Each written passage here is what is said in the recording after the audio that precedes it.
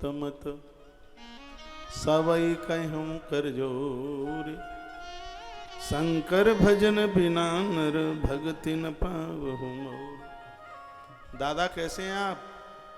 ठीक है, बैठ। आप आए हैं, बड़ा अच्छा लग रहा है।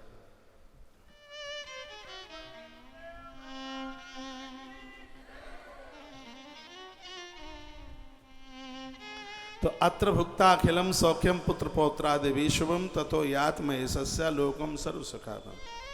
जो माता पिता महादेव की पूजा करेंगे उनके बच्चों के माथे में दर्द भी नहीं होगा, और तो परेशानियां बहुत दूर की बात है, सैव उनके माथे में दर्द भी नहीं होने देंगे। दशरथ राजा शिव के भगत हैं। मेरे प्रभु राम वन में गए हैं, भगवान शंकर सर्व प्रकार से रक्षण कर रहे हैं, और रामेश्वर स्थापना का प्रमुख कारण यही तो। मैं आज थोड़ा सा ही भगवान शिव के लिए कुछ बोलता हुआ, क्योंकि राम कथा के पन्नों को आगे के लिए बढ़ाना है, क्योंकि बैनर पर राम कथा लिख दी गई है, नहीं तो मन तो कर रहा है कि ये शिव का ही चरित्र सुनाते रहे पूरा महीना भर। अब करूं क्या, बैनर पर लिखा है राम कथा। तो हो सकता है कि भगवान भोलेनाथ अपने इष्ट की कथा सुनना चाहते हैं, प्रभु राम जी की कथा सुनना चाहते हैं, तो शायद इसलिए ऐसा हो गया होगा। पिछले बार तो आपको हम यही कथा सुना के गए, पूरा का पूरा महीना शिव महापुराण सुनाई, और बड़े बड़े आनंद आए। 2 नंबर कहाँ तक पहुंचे कल हम?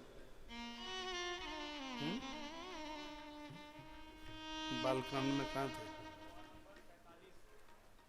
47।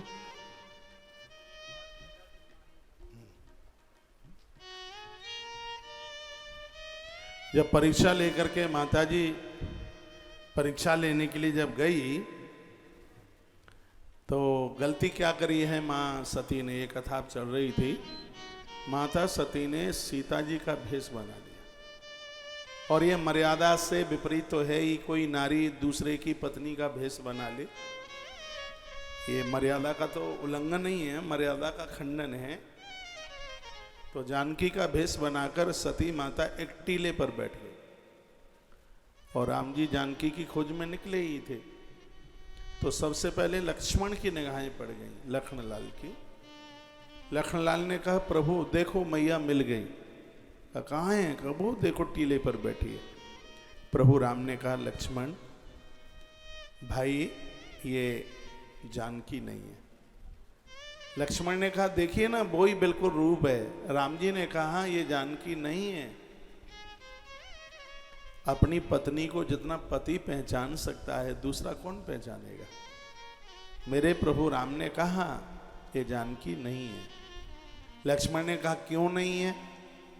तो राम जी ने कहा लखन ये इसलिए जानकी नहीं है क्योंकि मेरी सीता ने कभी मुझसे आगे चलना नहीं सीखा, वो हमेशा मेरे पीछे ही चलती रही। यह मुझसे आगे है, टीले पर बैठी है, ये मुझसे आगे है, इसलिए ये जानकी नहीं है।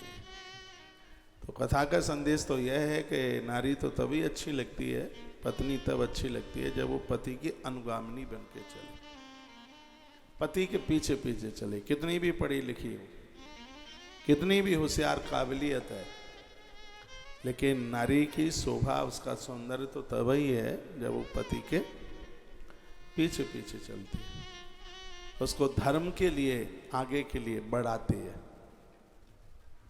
ये होना चाहिए।